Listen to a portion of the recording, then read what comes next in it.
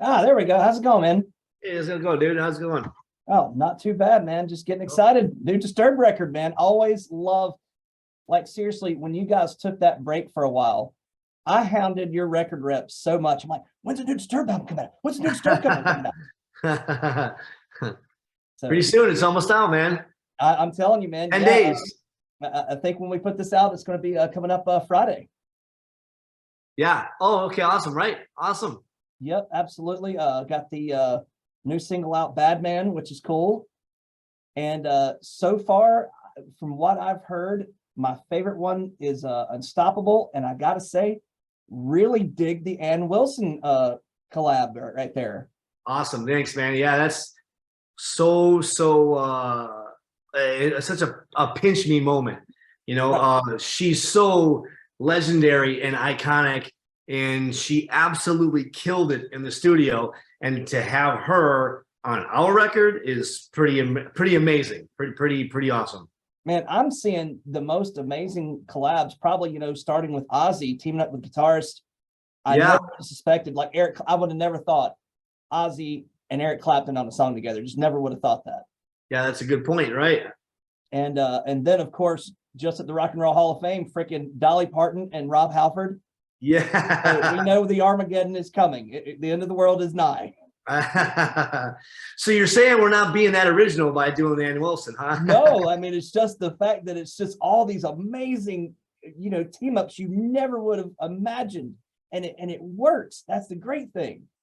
I'm wondering if maybe it's a byproduct of, obviously the whole world was suffering, but for basically 2 years, us in the music industry couldn't do anything. Like we were not allowed to travel. We were not allowed to play shows and stuff. And, as we were all pent up for a couple years, maybe your creative mind starts to wander. And I don't know, once the floodgates opened, it was like, boom, let's go for it.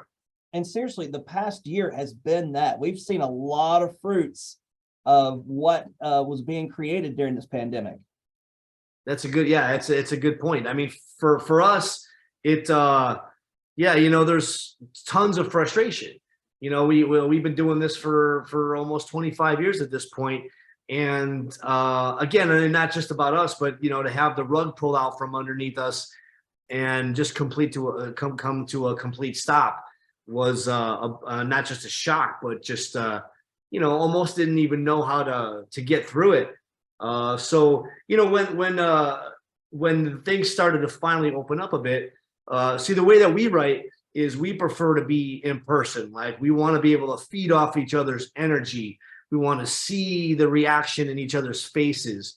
We've done file transfers and stuff before, but it's just not as effective for us. So once the travel restrictions started to open up, we just took advantage of it, hopped on some planes, went to go meet in the same room, and it was just boom, like somebody kicked the door wide open. A lot of frustration and angst just came shining through, and I think things have come a bit full circle, because now the record is some people have said that it reminds them of like the earlier records, Sickness and whatnot, like old school Disturbed. So I don't know, it just was great to be able to get back in the room and start writing, and this is the product of that. Oh yeah, and I'm definitely a fan from back with the Sickness, man. Loved the early albums, the Sickness, Believe, and of course I remember when 10,000 Fists, which is still probably my favorite Disturbed record, first came out.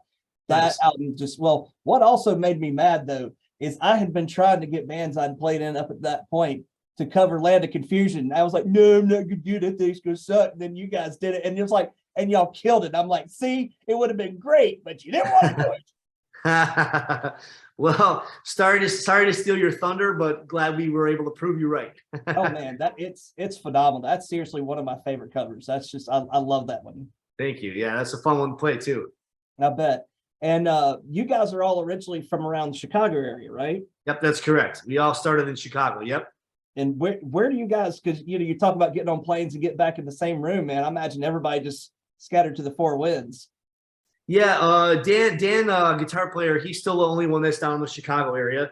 I'm not too far off. I'm up in Milwaukee, 2 hours north. John, our bass player, he lives down in Texas. And David seems to always be moving every few years. He was in Hawaii for a bit, and now he's in Florida. So yeah, we decided this time around to record in Nashville. And I mean, there was multiple reasons, but one of the biggest ones just was because of logistics. Just because it was kind of a central location for us all, as opposed to say going out to the West Coast, which is a few more hours of flight time. So yeah, it just seemed to work really well. It was close for everybody, and Nashville's a mecca now for music. There's plenty of studios there, and I don't know, it just seemed to make sense. Absolutely, man. We're looking forward to this. I mean, not everybody's getting to hear everything so far. So I get, that's one of the cool things about my job. I get to hear things before other people do. So I'm like, ooh.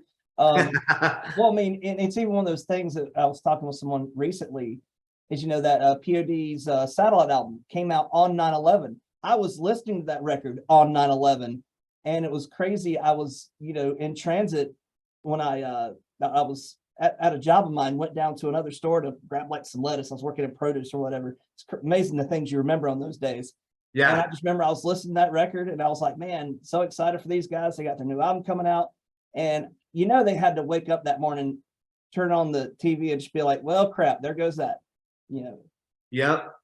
I mean, so many crazy things when that all happened. I mean, we had our second album was out, and our first single, Prayer, was out at that time, and we had the video that was just coming out, and part of the video actually showed buildings crumbling. So unfortunately, like, the video got banned. We couldn't even play our own video.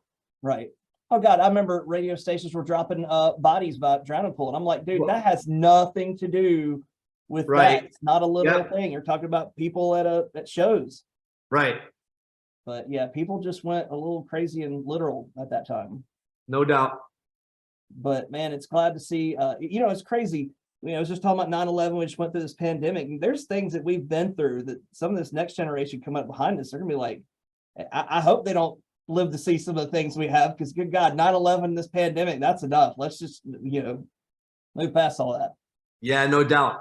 It's funny you put it that way, just because generally speaking, I think that we in society these days are kind of pusses, especially like when you talk about like our grandfather's generation or our father's generation. It seemed like they had it more difficult because of, say, like growing up through a recession and stuff, the Great Depression and all that stuff. But now, like you said, you throw a pandemic in there and you throw 9/11 in there. It's like, I don't know, man, we might be catching up. Yeah, I'm telling you, let's no more like, the Pearl Harbors and everything else like that. Let's just not get that way, man. Let's just come together and enjoy some music, for God's sake. Amen to that. I like the way your head's at. Yeah. Absolutely. So you guys are getting this album coming out. What is because I haven't really heard of anything. Y'all got any kind of major tour schedule waiting in the wings, or? It's still in the works. Yeah, we're the powers that be, our awesome management company. They're putting everything together.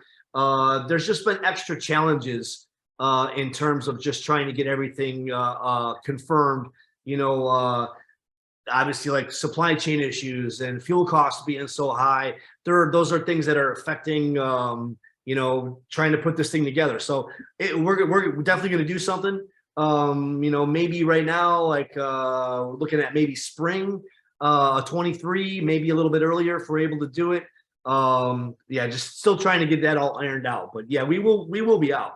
Yeah, and I've heard that's hit bands. Like, I've heard an interview with Tobias from Ghost, and I've even heard Shinedown had to cancel part of their tour for seriously, people fighting over tour buses right now. Like, it's become That's true. I mean, tour buses are hard to come by. So when we go out, we want to go out with the intentions of not having to cancel. So, just trying to get all those little details ironed out behind the scenes. But yeah, we'll figure it out, and we will be out. Yeah, and I'm looking forward to seeing you guys again, because as many years as I followed you guys, didn't finally get to see y'all till probably not long before the pandemic. Came to Greenville, because it's rare for me to get out far beyond outside of Greenville for a show, just because I'm sitting there like counting in like time off and everything like that, which is one of the bad things. It's like I get a lot of great access to shows and everything, but it's like then I don't get out of town for half of them. But when you guys came to Greenville, man, it was really great to finally get to see you guys. Just some of the amazing stuff you did. I don't know if you remembered that particular night, but when you guys played The Light, you brought somebody out of the audience.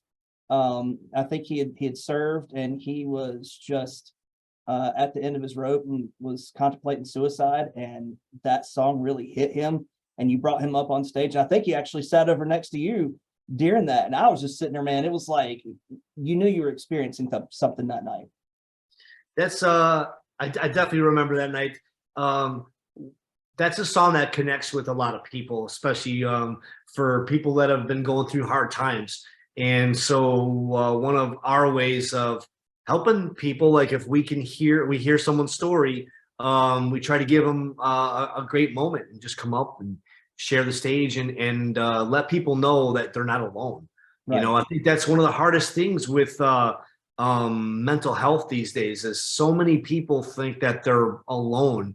Well, there's another moment that David would do in this set, and it was right before our song "Reason to Fight," and he would ask people, you know, hey, how many of you are dealing with either addiction issues or you're struggling with something mentally? Like, let me see your show of hands. And so people would raise their hands, and he says, now hold them up, but look around.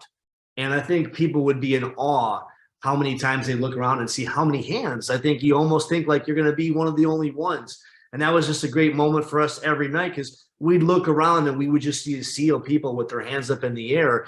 And it's like, look, you know, we're all dealing with something here. Just, you know, band together, be strong, and just know you're not alone.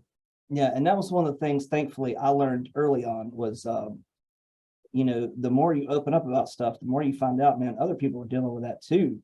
And it takes somebody to step out and have some courage to do that, and then realize, you know, that helps out other people as well, just the fact that you're sharing. And you know, so it's become a really cool thing that, you know, we can talk about things like this and it not become a thing where you're like being picked on in the schoolyard because you have feelings. Right. And what I love about The Light is that seriously is probably one of the most profound lines in any rock song I could think of, is sometimes darkness can show you the light. That's a freaking profound line in a song. Thank you. Yeah, that's as emotional and moving as it is for someone who may be singing in the band for the first time or catching that moment in a concert. It's just as moving to us every single night. It's not necessarily like it's scripted. It affects us every day, and I'm honored, honestly, and proud to be able to perform that every night and make that connection with people and let them know, like, look, you know, we all go through dark times. You can get through this too. Absolutely. And man, you know, you're talking about honor, dude. I'm honored you got to do this with me today. I know I'm probably gonna have to let you go here in just a second, because I know you're doing the big tour and you got to make the rounds, man. So yeah. I really appreciate you taking the time, and I was, you know, very happy to get you reeled in for this. Thank you. Appreciate it. Thanks for having me, and thanks for taking the time as well. Absolutely, brother. You have a good one. You too. Hope to see you soon. Oh, absolutely. Got to make that happen. Take care, brother. You too.